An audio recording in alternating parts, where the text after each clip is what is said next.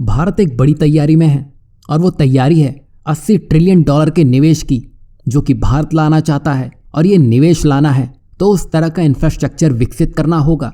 तो इसके लिए भी भारत सरकार एक मेगा प्लान के साथ उतर चुकी है। आपने देखा ही होगा कैसे रेड सी में जैसे 10 शिप क्या रुके, दुनिया का ट्रेड ही हिल गया।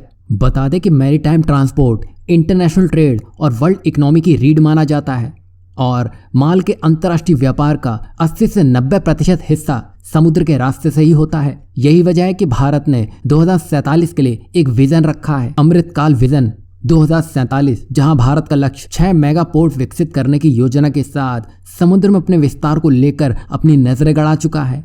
बता दें कि इस मेगा पोर्ट को 2 बड़े प्लान में बांटा गया है, जिसमें एक प्लान के अंतर्गत मेगा पोर्ट जिसकी कैपेसिटी 500 MTPA यानी कि मिलियन टन पर एनम यानी कि 500 मिलियन टन एक साल हैंडल कर सके, जिसमें दीनदयाल और ट्यूना टेकरा पोर्ट क्लस्टर और जवाहरलाल नेहरू वाधवन पोर्ट क्लस्टर। और इसमें क्लस्टर का मतलब ये हुआ कि आसपास इसके जो भी छोटे पोर्ट होंगे उनको हैंडल यही 2 बड़े पोर्ट करेंगे। और दूसरा जो मेगा पोर्ट का प्लान होगा उसमें 300 MTPA यानी कि मिलियन टन एनम की क्षमता होगी, जो कि कोचीन, गलथिया, चेन्नई और पारादीप है।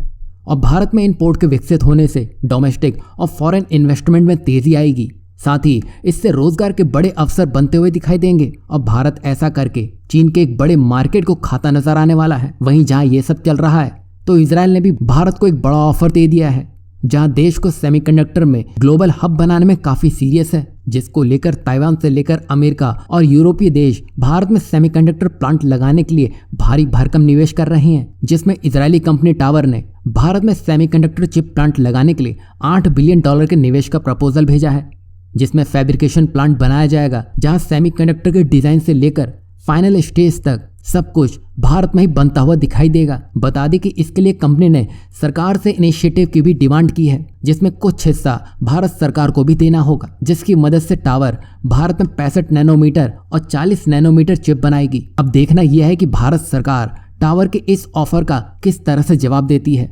वैसे ये भारत के लिए गेम चेंजर साबित होगा, क्योंकि भारत को अभी भी इंपोर्टेड चिप के सहारे ही काम करना पड़ता है। वहीं अगर टावर अपने प्लान के साथ आगे बढ़ती है तो ये भारत के लिए गेम चेंजर साबित होने वाला है। साथ ही इससे डोमेस्टिक प्रोडक्शन में इजाफा होगा, वहीं टेक्निकल कैपेबिलिटीज भी बढ़ेगी, जिससे भविष्य में भारत को और भी निवेश आकर्षित करने में मदद मिलेगी।